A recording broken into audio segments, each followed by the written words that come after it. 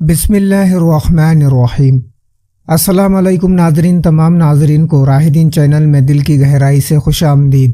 مسلمانوں کے حالات زندگی پر ایک کہانی، اور اس کے بعد ہم بات کریں گے مسلمانوں کے درمیان یہودیوں نے سودی دلدل جو بھر دی ہے اور اس میں مسلمان پھنستا چلا جا رہا ہے، اس کے اوپر بھی ہم کچھ بات کریں گے۔ تو چلیے ناظرین، بڑھتے ہیں ایک کہانی کی طرف جو ہمیں کچھ سکھاتی ہے۔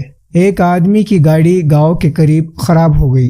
اس نے سوچا کہ گاؤں سے کسی سے مدد لیتا ہوں۔ وہ جیسا ہی گاؤں میں داخل ہوا تو اس نے دیکھا ایک بوڑھا شخص چارپائی پر بیٹھا ہے اور اس کے قریب مرغیاں دانہ چنگ رہی ہے۔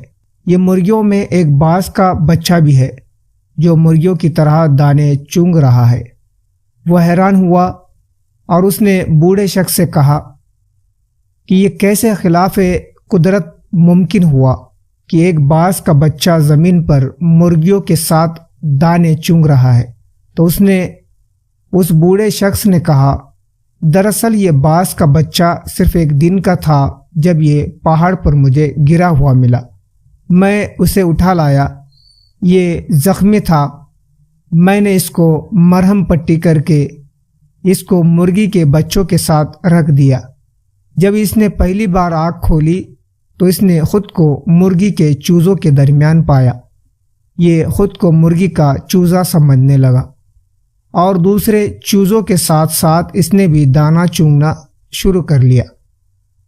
اس نے بوڑھے شخص سے درخواست کیا کہ یہ باز کا بچہ مجھے دے دے تحفے کے طور پر، یا اس کی قیمت لے لے، میں اس پر تحقیق کرنا چاہتا ہوں۔ بوڑھے شخص نے باز کا بچہ اس شخص کو دے دیا۔ اس نے اپنی گاڑی ٹھیک کروا کر اپنے گھر آ گیا۔ وہ روزانہ باز کے بچے کو چھت سے نیچے پھینک دیا کرتا، مگر باز کا بچہ مرغی کی طرح اپنے پیروں کو سکڑ کر گردن اس میں چھپا لیتا تھا۔ وہ روزانہ باز کے بچے کو اپنے سامنے ٹیبل پر بٹھاتا اور کہتا، تو باز کا بچہ ہے، مرغی کا نہیں، اپنی پہچان کر۔ آخر کار وہ شخص ایک دن باز کے بچے کو لے کر ایک بلند ترین پہاڑ پر چلا گیا اور اس سے کہنے لگا، خود کو پہچاننے کی کوشش کرو، تم باز کے بچے ہو۔ اور اس شخص نے یہ کہہ کر باز کے بچے کو پہاڑ کی بلندی سے نیچے پھینک دیا۔ باز کا بچہ ڈر گیا اور اس نے مرغی کی طرح اپنی گردن کو جھکا کر پیروں کو سکڑ لیا اور آنکھیں بند کر لی۔ تھوڑی دیر بعد اس نے آنکھیں کھولی تو اس نے دیکھا کہ زمین تو ابھی بہت دور ہے۔ تو اس نے اپنے پر پھڑپھڑائے اور اڑنے کی کوشش کرنے لگا، جیسے کوئی آپ کو دریا میں دھکا دے دیتا ہے۔ آپ کو تیرنا نہیں بھی آتا تو بھی آپ ہاتھ پاؤں ماریں گے۔ تھوڑی ہی دیر میں باز کا بچہ اپنے پاؤں کو بیلنس کرنے لگا، کیونکہ باز میں اڑنے کی صلاحیت خدا نے رکھی ہوئی ہے۔ تھوڑی ہی دیر میں وہ اونچا اڑنے لگا۔ وہ خوشی سے چیخنے لگا اور اوپر اوپر جانے لگا۔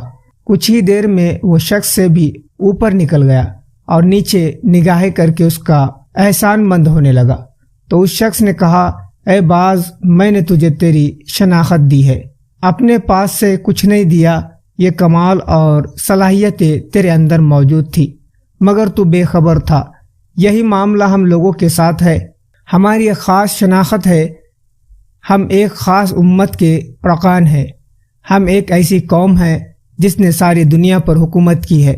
ہمارے اندر رب العزت نے بے پناہ صلاحیتیں رکھی ہے، مگر مسئلہ یہ ہے کہ ہمارے ارد گرد بے شمار مرغیاں ہے جو بتاتی ہے کہ تم سپر پاور نہیں ہو، سپر پاور کوئی اور ہے۔ ہمارے ارد گرد بے شمار مرغیاں ہے جو مصلحت کے نام پر لگاتار بزدل و کمزور بناتی ہے۔ اگر آج ہم اپنے آپ کو پہچان لے تو ہم بہت کچھ کر سکتے ہیں، مصلحت یا بزدلی۔ شاہنواز انصاری۔ تو ناظرین، بڑھتے ہیں سودی دلدل کے واقعے کی طرف۔